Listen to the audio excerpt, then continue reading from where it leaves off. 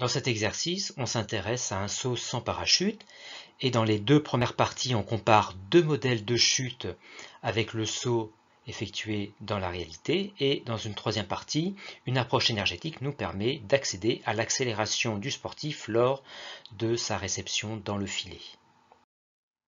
Dans cette première partie, le sportif est en chute libre.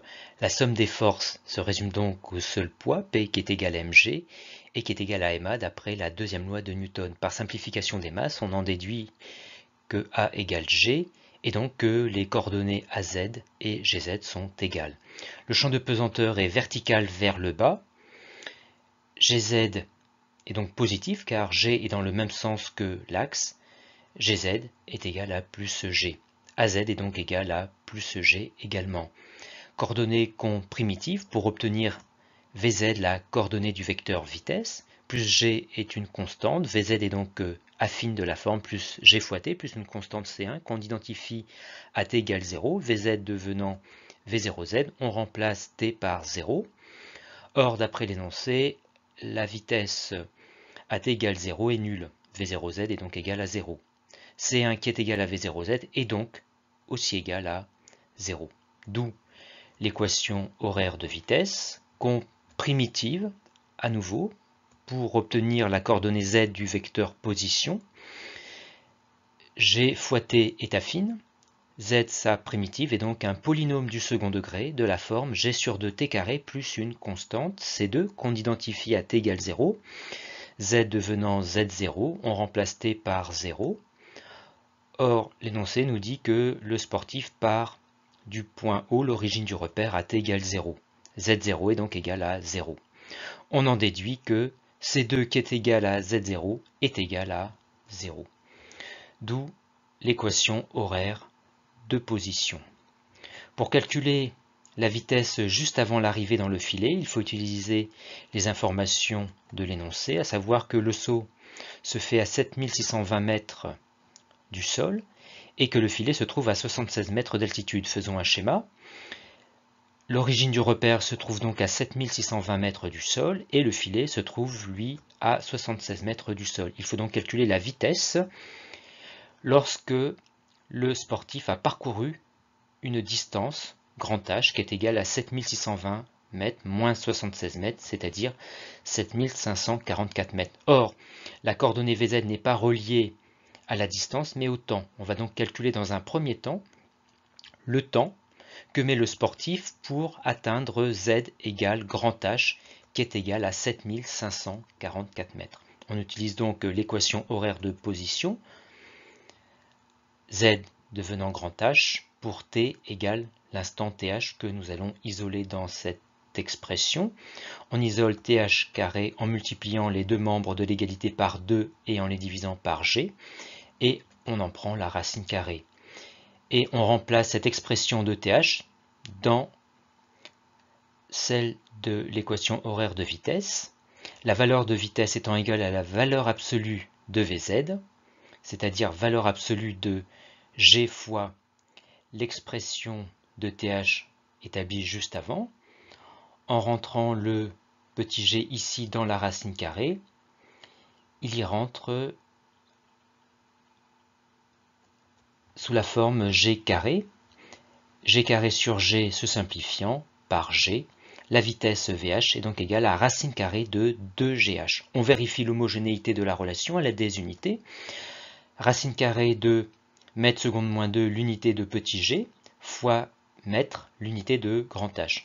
C'est-à-dire racine carrée de mètre carré seconde moins 2, équivalent à des mètres seconde moins 1, l'unité d'une vitesse comme VH. La relation est donc bien homogène, on peut en faire l'application numérique et on trouve une vitesse de 385 mètres par seconde qu'on multiplie par 3,6 pour l'exprimer en km par heure, soit environ 1390 km par heure, ce qui est nettement supérieur aux 200 km par heure mesurés en réalité, et donc un modèle de la chute libre, c'est-à-dire un modèle sans tenir compte des frottements qui n'est pas réaliste.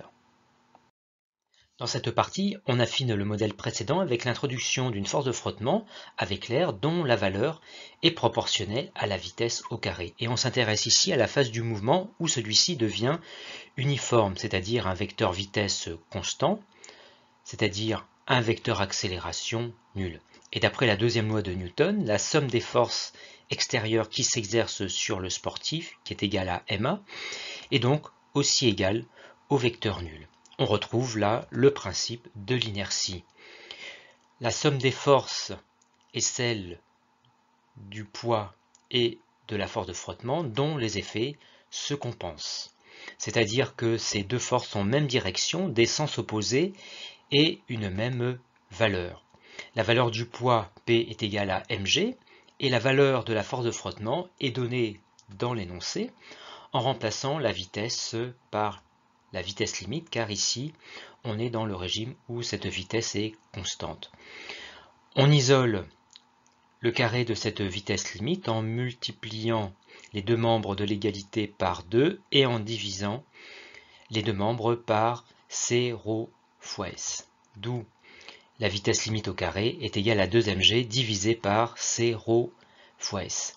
Et on en prend la racine carrée. On fait l'application numérique de cette expression et on trouve une vitesse limite de 56 mètres par seconde qu'on multiplie par 3,6 pour l'exprimer en km par heure et on retrouve une valeur proche de celle qui est mesurée dans la réalité, à savoir environ 200 km par heure. On en déduit donc que ce modèle avec frottement est réaliste. Juste avant le contact avec le filet, le sportif a la vitesse limite calculée précédemment en A. L'énergie cinétique du sportif est donc celle calculée avec cette vitesse limite. On remplace m et la vitesse limite par leur valeur numérique et on trouve une valeur de 1,3 10 puissance 5 joules, soit 0,13 mégajoules. Pour calculer l'accélération du sportif entre A et B, on applique, comme le suggère l'énoncé, le théorème de l'énergie cinétique entre A et B, théorème selon lequel la variation d'énergie cinétique est égale à la somme des travaux des forces extérieures exercées sur le sportif entre les deux positions.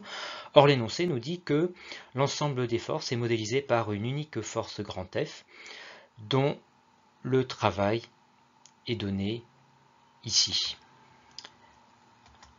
On remplace le travail de cette force par l'expression, et on remplace la variation d'énergie cinétique par 1/2 de mvb carré, l'énergie cinétique après, moins l'énergie cinétique avant, 1/2 de mva carré. Or ici, la vitesse en B est nulle, car en B, le sportif s'est arrêté, et 1/2 de mva carré n'est autre que l'énergie cinétique limite.